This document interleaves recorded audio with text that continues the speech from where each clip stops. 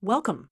Today we'll solve the trigonometric equation for cosine squared of x minus 1 equals 0. Let's solve this step by step. First, let's isolate cosine squared of x. Add 1 to both sides. This gives us 4 cosine squared of x equals 1. Next, let's solve for cosine of x. Divide both sides by 4. This gives us cosine squared of x equals 1/4. Now, let's take the square root of both sides. When we do this, we need to consider both the positive and negative square root. This gives us cosine of x equals plus or minus 1/2. Let's visualize this on the unit circle. The cosine of an angle is the x-coordinate on the unit circle. We're looking for points where the x-coordinate is 1/2 or negative 1/2.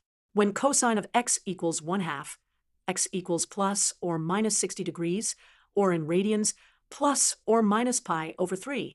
When cosine of x equals negative 1/2, x equals plus or minus 120 degrees, or in radians, plus or minus 2 pi over 3. For a complete solution, we need to consider that these angles repeat every 2 pi radians, or 360 degrees.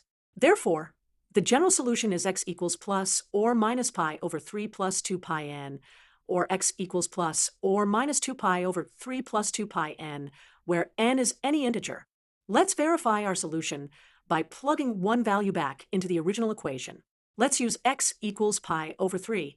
When we substitute this value, we get 4 times cosine squared of pi over 3 minus 1. We know that cosine of pi over 3 equals 1/2, so this becomes 4 times 1/4 minus 1, which equals 0. Therefore, our solution is correct.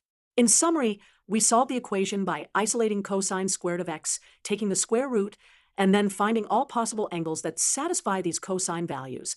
Remember that trigonometric solutions repeat every 2 pi radians, which is why we need to include the 2 pi n term in our general solution.